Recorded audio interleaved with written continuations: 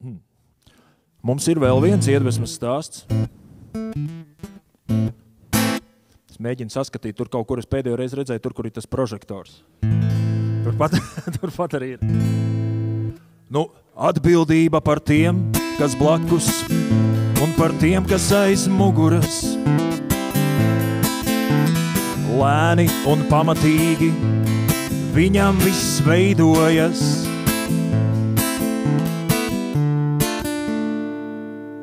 Tā ir lēnā arhitektūra. Viņš nekur nesteidzas. Man tāds iespējas radās. Ar aplausiem sajūt Mārģeru. Mārģers Zeitmans. Līgmanis Zeit un Kvarts idejas autors, īstenotājs.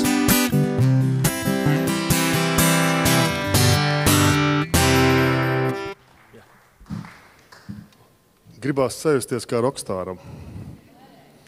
Man ļoti iedvesmē arī Veronikas teiktais, tā kā baigi forši paldies visiem, kas ir vēl pēc pusdienām palikuši. Bija garšīgi? Ziniet, kas gatavo ēst? Zeit šefpavārs.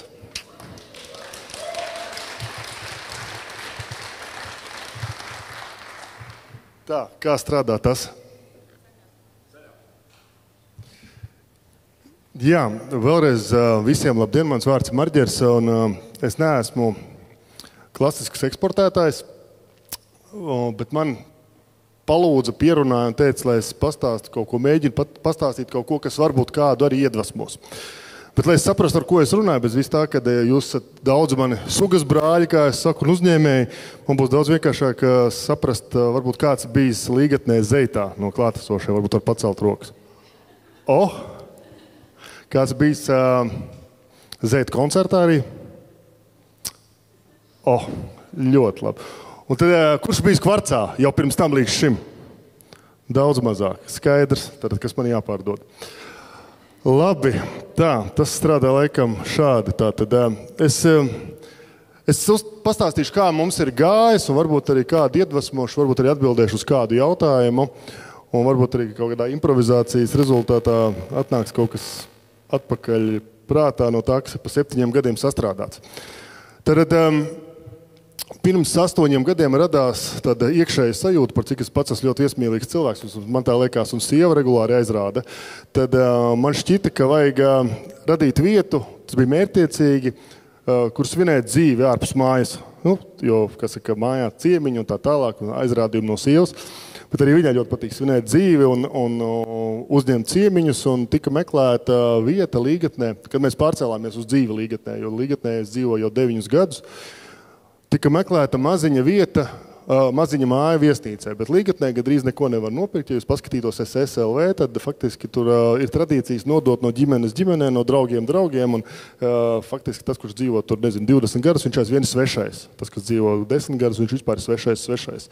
Līdz ar to tad gandrīz neko tur nav iespējams nopirkt, un pēc ilgas meklēšanas mēs atradām vietu, kas 75. gadā bija ražošanas cehs, kā vietējie sauca kasku cehs, kur 150 gadu atpakaļ bija zirgu fermas, bija lielopu fermas, kaut kādā brīdī arī dzīvokļi bija, bet padomju vara izdomāja 70. gados, ka ražos ķiveres. Motociklistu ķiveres visai padomju savienībai. Un tad, staigājot ar jaunāko meitu, es pēkšņi zīkārīgi ieraudzīju, kad ir pamesta fabrika. Un vēl interesantāk bija, kad parādījās pēkšņi viena Oberhaus reklāma pārdodās. Un tad radās interese apskatīties, papētīt, varbūt tur kaut kas ir interesants. Lūk, un tādas, es domāju, jūs daudz esat redzējuši Latvijā, dažas ir sagrūšākas, dažas nav sagrūšākas. Jūs tagad redzat, tie, kas bijuši Zeitā pie lielajiem logiem, tur ir kafejnīca, vai respektīvi bāra lete, un tāda viņa bija klasiski puspamesta, un tā, kas sievai parādīja, kad varētu varbūt, kaut kā es tā uzmanīgi tā laipojot, jo es apmēram nojaušu, ko viņi pateiks, ka tur varētu varbūt izveidot vietu viesmīlībai, kultūrai, mākslai, nakšņošanai. Viņi ilgi padomāja, teica, rakstu es, bet mēģināt varam. Un tā mēs 17. gadā šo te ieraudzījām un iegādājāmies. Jā, tas ir vēl jāsaka tā, ka es pārstāvu ģimenes uzņēmumu tradīcijas. Mēs jau kopā strādājam vairāk kā 15 gadus. Ir uzņēmēji noteikti šeit ir pieredzējuši, mazpieredzējuši, topošie uzņēmēji. Tad manā galvā parasti ir tādas divi lieli bloki. Ir vai ģimenes uzņēmums vai ir korporācijas. Tas ir, protams, arī freelanceri, bet katram ir savu filozofiju, katram ir savi veiksmes stāsti, neveiksmes stāsti, bet es kaut kā esmu izvēlējies, vienu savu biznesa partneri dzīvē, un ar to mēs arī baudām visas veiksmes un dažreiz arī neveiksmes. Un es esmu liels ģimenes biznesa fans, jo man liekas, ka tur ir spēks, tur ir ļoti interesanti strādāt, un viss ar to saistītais. Un tā radās ideja 18. gadā pamestā, starp citu, tur, kur tagad ir tīkla parks, ja kāds ir bijis, tur bija tāda nelegālā vietējā mēroga sadzīves atkritumu glabāšanas vieta, vai poligons, vai kā to var nosaukt. Ārkārtīgi interesants lietas nāca ārā. Tā kā vajadzēja arī to sakopt, un mēs uztaisījām pirmo tīklu parku Latvijā. Te jūs redzat arī kafejnīcas iezīmes, un tā ir mūsu pirmā atklāšana. Tur piedalījās, protams, arī bērni, kaimiņi un tā tālāk. Redz, kur ir šefpavārs Oskars. Mēs kopā maucam 8 gadus, jau 7 gadus, un tas ir reti, kad latvieši nesastrīdās un var nostrādāt kopā. Tas, laikam, nav ļoti raksturīgs, bet mēs esam sadraudzējušies, un tās ir mūsu pirmās profesionālās iekārtas, kā jūs redzat, zupai un tālāk grilēšanai. Tie, kas bija pirmajā gadā, tad mēs tikai uz tādām strādājām, jo citam nebija īsti naudas un nebija ticības, ka ir vērts pirkt, līdz galam ticības. Un tādu jūs jau viņu to zeitu atpazīstat tagad. Tāds aprises viņš ieguva 19. gadā, kad jau mums likās, ka viss ir baigi forši, kad tūlītās sāksim organizēt, arī pirmo koncertu neticīgi noorganizējam. Pirmais koncerts vienmēr piederēs Kārlim Kazākam un Undīnai Balodai. Mēs tā bikli izsludinājām, viņi domāja, vai nu kāds atnāks, un pēkšņi pagalmā ienāk 400 cilvēki vietēji. Protams, pamatā aiz ziņkārības, un aiz tā, ka vēl tajā laikā neviens neko tādu varbūt baigi nedarīja Latvijā. Un tas bija uz Salmu ķīpām, tas bija tādā bišķiņ hipsteriskā veidā ceļā, bet tāpat brīdī, man liekas, bišķiņ virs tāda klasiskā hipsteriska. Man nekas nav pret hipsteriem. Ja?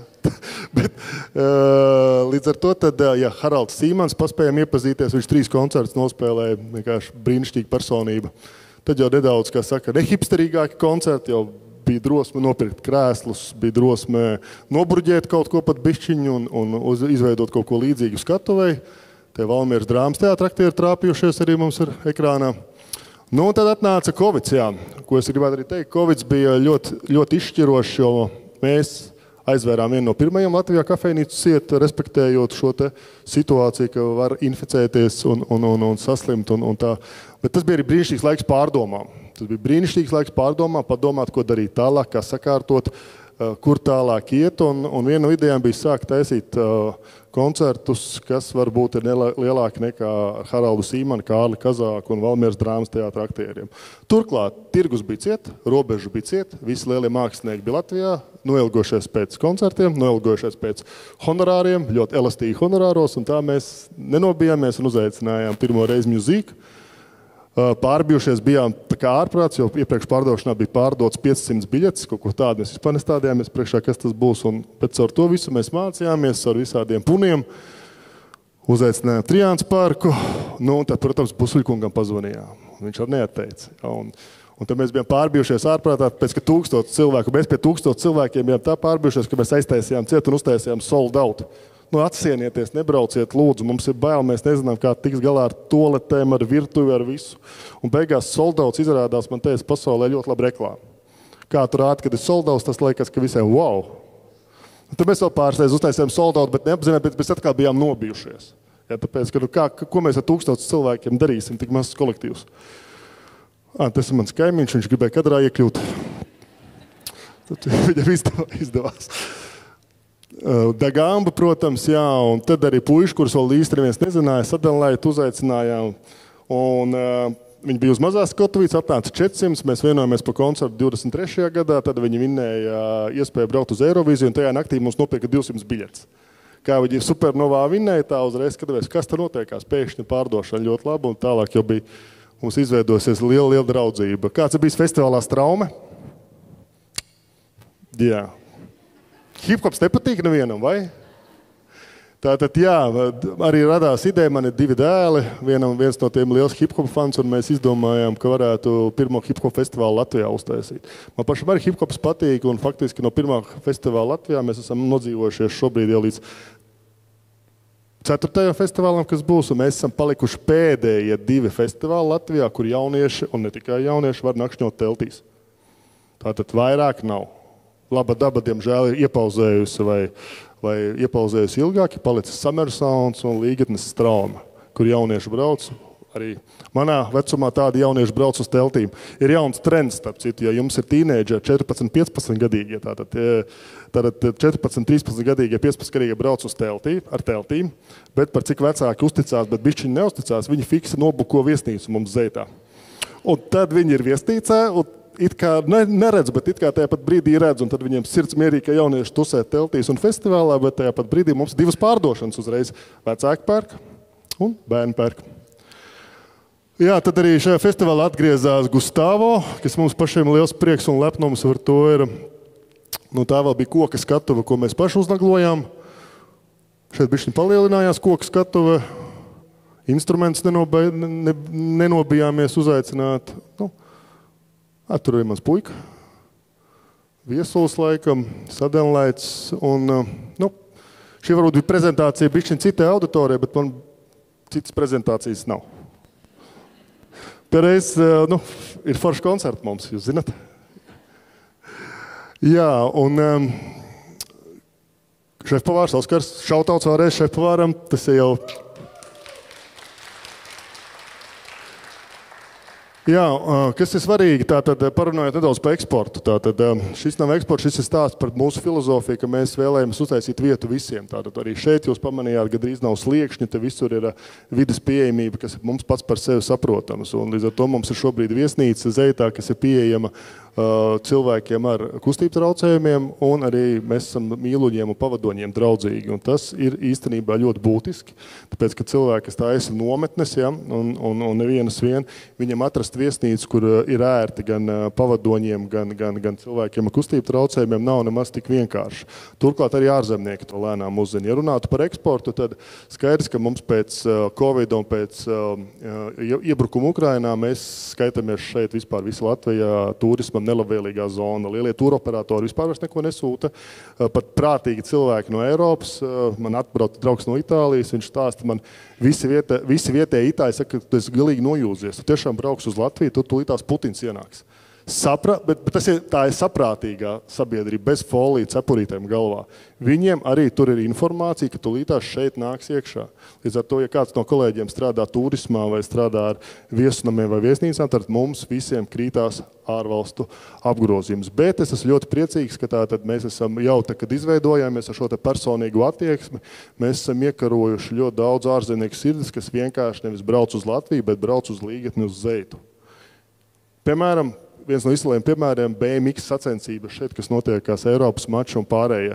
Nīderlandes komanda paliek tikai pie mums. Viņi paliek tikai pie mums tikai tāpēc, ka pirmo reizi viņam nebija kur nobukot, viņi nospļāvās, viņi nobukoja 50 minūšu attālumā. Mēs viņus tik labi uzņēmām, un tā čempiona beiba pārradās no Valmieras, ienākot kafejnīcā, bija visā skaļuma atskaņos We are the champions. Un tagad viņi brauc uz visiem čempionātiem, tas, ka Valmierā ir viesnīca, viņi paliek tikai pie mums. Nu, tas nav varbūt eksporta stāsts, bet arī tā var. Jā. Vairāk igauņi brauc atpūsties tikai pie mums, un tas arī, ko es Lijā pārstāvēju šeit teicu, mums ir ļoti jāstrādā šobrīd ar Igauniju un Somiju. Jūs visi redzat savā Facebookā, Instagramā, visur, kur jūs velku startu uz Tallinu. Ja? Manuprāt, igauņi to neredz, ka mēs viņus velkam uz Valmieru un uz Cēsīm. Es esmu diezgan droši, ka viņi neredz, jo mēs nespējam to kā dabisku foršu klāsteri uztaisīt, kur nāciet, pavadiet laiku šeit, dzīvojiet šeit 2-3 dienas ar ģimeni un visiem iespējamiem sporta turismu, vīna turismu, gastroturismu, hiking turismu. Mums tas ir šobrīd ļoti svarīgi, jo mēs nedabūsim vairs vāciešus tik daudz, mēs nedabūsim itāļus, nedabūsim frančus, nedabūsim nīderlandiešus. Ja? Mums ir jāstrādā uz tiem, kas neuzskata, ka Latvija ir kara zona. Mums ar viņiem ir ļoti jāstrādā. Man ir vēl laiks? Jā, arī tenisisti ratiņkrēslos jūtās pie mums ļoti labi, jo mēs spējam viņam ļoti daudz ko nodrošināt, palīdzēt un ballītes, Ziemassvētku ballītes ļoti labas, ballītes pieaugušajiem Zeitā ir ļoti labas, viss, kas notiek Zeitā, paliek Zeitā. Ja, tā kā, nu, tas pats arī Kvarcā.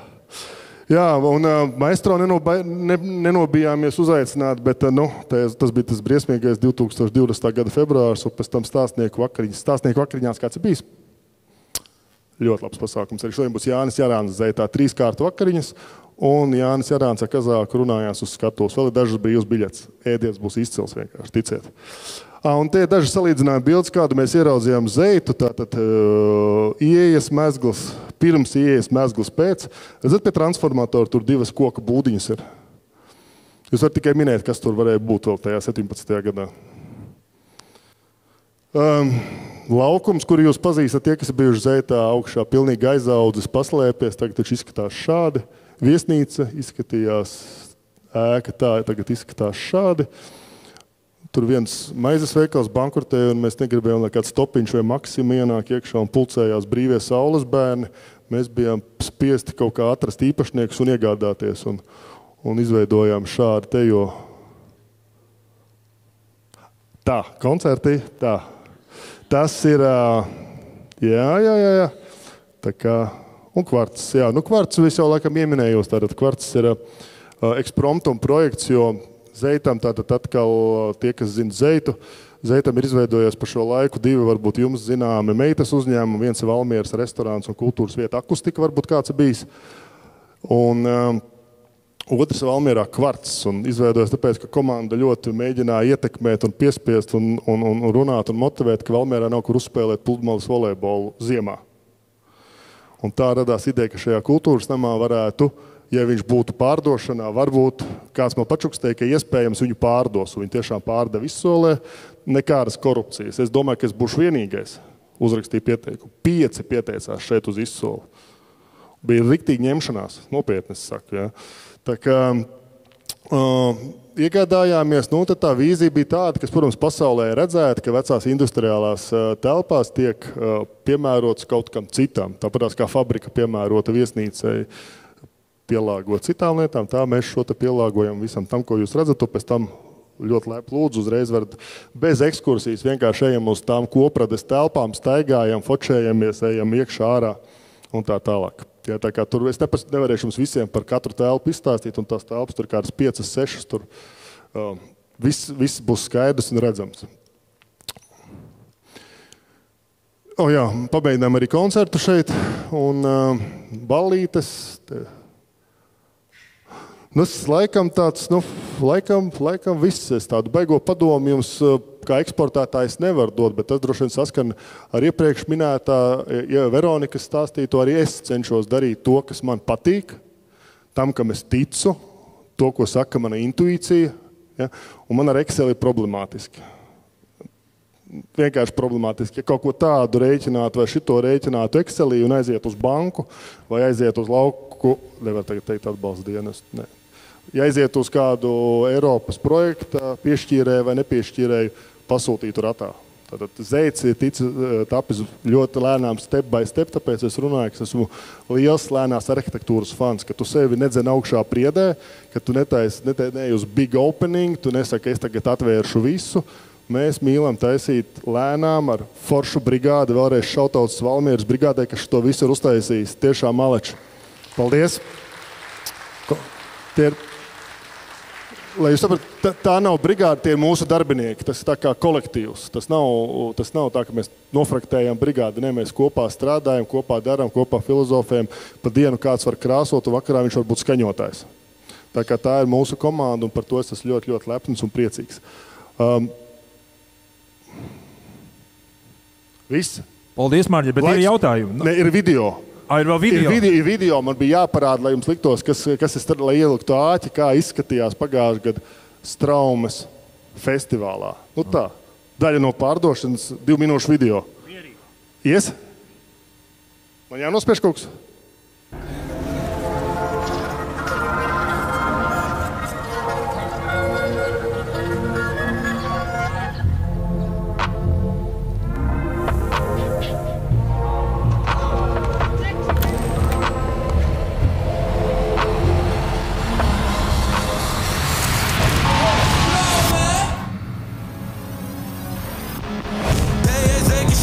Esmu atgriezies pie plīts, darba daudz, Kuru receptī nosaka manu mērķi. Tikai viens top šefs, misters neviens it kā. Jā, viens,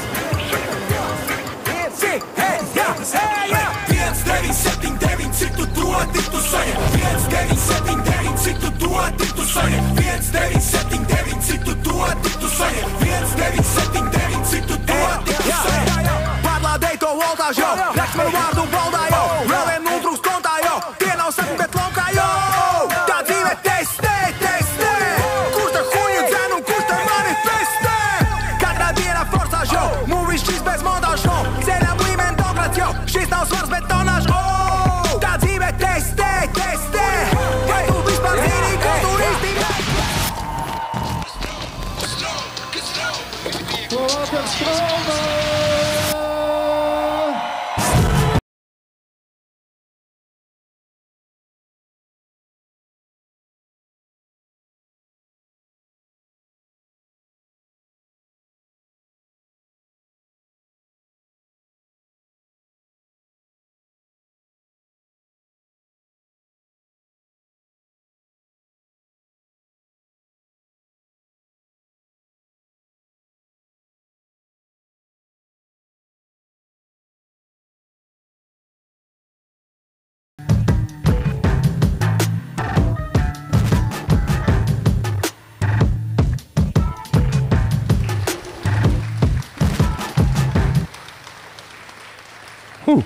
Paldies! Jā. Ja ir kāds jautājums, labprāt atbildēšu, ja netiekamies. Ir jau jautājumi šeit. Visi jautājumi ir, būs jā.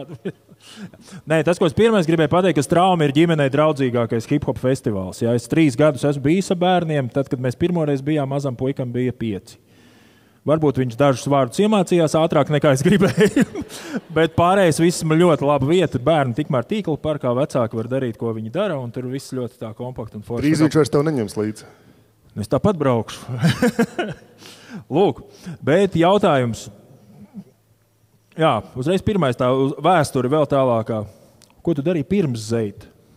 Es aizvien to daru, tātad es 15 gadus esmu ļoti cieši saistīts ar veselības aprūpi, kā pakalpojumu sniedzējs. Tātad daudz prasa, kāpēc veselības aprūpe. Tā ir patiesībā ļoti radniecīga nozare viespielībai un šovbiznesam. Kaut vai paskatīsimies uz vārda sakni. Hospitality un hospital. Ja hospitality mēs zinām droši vien 2000, 3000 gadus kā ceļmalas krogu, kā savā ziņā offshore, tad hospitāli mēs zinām 200 gadus klasisko. Bet jā, arī Valmierā, ja kāds kādreiz ir iemaldījies ģimenes zobārstniecībā vai iemaldījies varbūt Valmieras veselības centrā, Diokanāta ielā, tie ir mūsu ģimenes uzņēmumi, un tā ir tā mūsu otra daļa pasaule, kurā mēs pavadām ļoti daudz laika un dodam savu enerģiju un cenšamies. Tad vēl jautājums noteikti no klātsošiem valmieriešiem. Vai ir vēl kādi plāni Valmieras pusē, varbūt šeit pat Kvarts? Ir. Šeit jau varbūt vairāk pat nekā jautājums, bet Valmierā nesot, kur skvošu uzspēlēt, kāds raksta. Nav.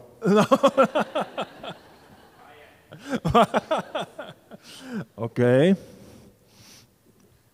Tā. Skatos vēl jautājumus.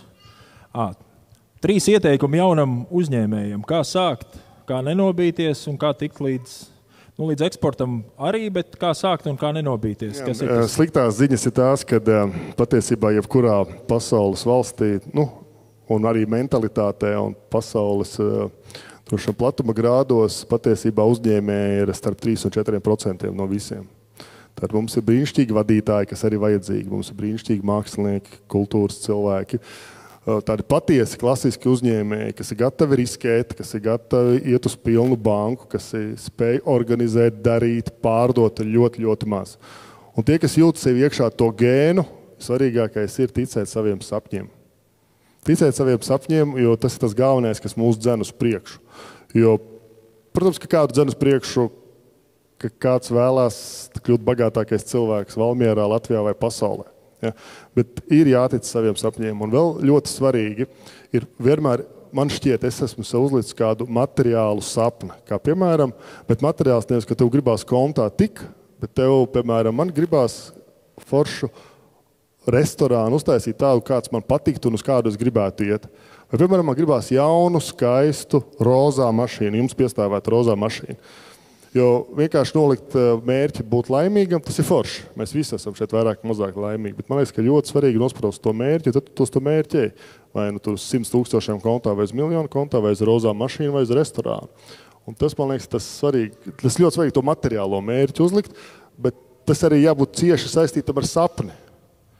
Jo ir jāsapņo un vēlreiz jāsapņo. Nu, tā ir tāda man pilnīga pārliecība. Otra pārliecība man ir, kad Excels nevar pateikt visu. Nu, vienkārši nevar pateikt Excels visu. To nevar. Jā. Es taisni gribēju prasīt pie tās sapņošanas, un tu saki, ka Excels nav tavs. Tev ir kāds cilvēks, kurš citreiz tev pavelk uz leju? Jā, tā ir sieva. Bet tas ir labi, ka nenovēl galīgi līdz zemē sanāk, lai var lidoties. Un paldies, un noslēgumā arī viens no populārākajiem komentāriem. Paldies, drosmīgi un iedvesmojoši. Paldies!